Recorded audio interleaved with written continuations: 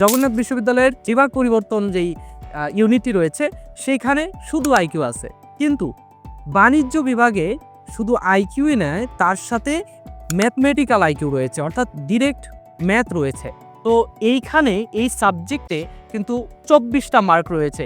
তোমরা যারা বাণিজ্য অথবা জগন্নাথ বিশ্ববিদ্যালয়ের বিভাগ পরিবর্তনে ভর্তি পরীক্ষা দিবে, অবশ্যই তোমাদের এই সাবজেক্টটা ফেস করতে হবে।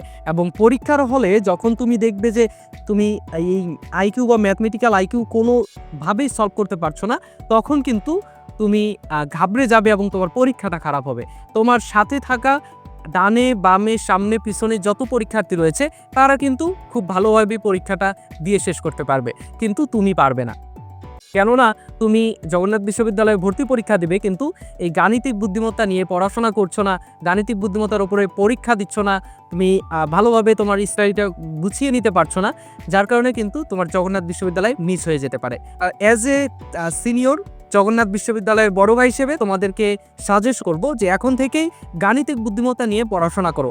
অন্যান্য সাবজেক্ট এভারেজ সবাই পারে, কিন্তু এই গাণিতিক বুদ্ধিমত্তায় যে ভালো করবে সেই জগন্নাথ বিশ্ববিদ্যালয়ে চান্স পাবে এমন সম্ভাবনা রয়েছে। গত বছর এই গাণিতিক বুদ্ধিমত্তার জন্যই কিন্তু তাদের চান্স মিস হয়ে গিয়েছে, এমন হাজারো শিক্ষার্থীর রেকর্ড রয়েছে।